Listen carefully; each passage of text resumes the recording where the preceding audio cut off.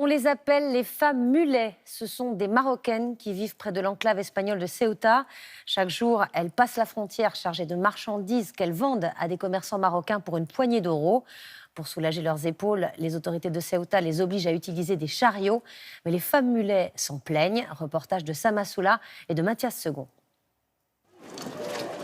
Chaque pas est une lutte, un corps à corps avec des dizaines de kilos. Le prix de la survie pour ces femmes marocaines que l'on surnomme les femmes mulets.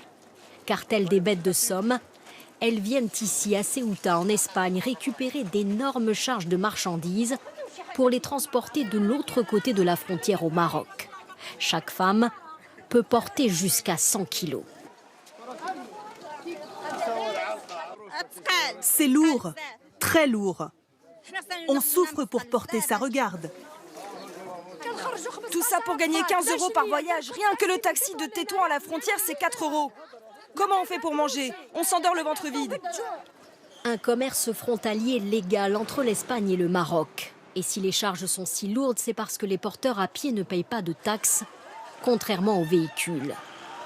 Nourriture, produits ou électroménagers, les colis déjà scellés sont destinés à des commerçants marocains. Selon leur contenu, les transporteuses gagnent entre 10 et 25 € par voyage. Alors, elles s'arrachent les paquets les mieux rémunérés. Un business bien organisé par des grossistes qui s'assurent ainsi une marge généreuse. L'État marocain ne donne pas d'aide à ces femmes. Rien. Que veux-tu? Qu'elles aillent se vendre? Qu'elles aillent mendier dans la rue? Non. Alors elles viennent ici. Elles transportent un paquet et elles peuvent nourrir leurs enfants. Une mère et sa fille aveugles, des femmes handicapées, âgées, mères célibataires ou veuves, ce sont les femmes marocaines les plus vulnérables qui font ce travail de forçat. Ça fait 20 ans qu'on fait ça. On n'a pas le choix. Les enfants, le loyer, l'eau, l'électricité, comment faire? 4000 femmes marocaines font chaque jour cet aller-retour entre le Maroc et Ceuta. Un travail incroyablement pénible et dangereux. Il y a quelques semaines, ici même, 2 femmes sont mortes écrasées dans une bousculade, étouffées par le poids de leurs marchandises. Les femmes portaient alors les charges sur leur dos, le corps plié en deux sous leur fardeau. Depuis 3 semaines, les autorités espagnoles les obligent à utiliser un chariot. Mais pour beaucoup, il est loin de leur faciliter la tâche. C'est même le contraire. Les femmes se disent encore plus épuisées qu'en portant sur leur dos.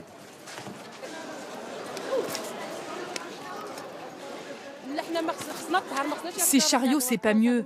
On se fait mal. Et c'est dur à manier. On se donne des coups aux jambes entre nous.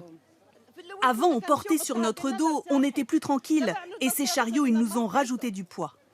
Malgré ces difficultés, ces femmes s'estiment chanceuses d'avoir pu passer ce jour-là. Car les Espagnols fixent le quota à 4000 porteuses par jour et certaines restent sur le carreau. À quelques mètres, toujours côté espagnol, nous filmons discrètement cette scène étonnante. Des femmes qui enfilent sur elles plusieurs couches de vêtements. On se bat pour gagner seulement 3 ou 4 €. On cache ses habits sous nos vêtements pour pouvoir passer la frontière avec. Un trafic de vêtements. Elles plaquent, scotchent, dissimulent sur leur corps un maximum d'habits qu'elles vont recouvrir d'une large robe. Transformés en bibins d'hommes pour tromper la vigilance des douaniers. Des femmes marocaines contraintes à inventer chaque jour le moyen de leur survie.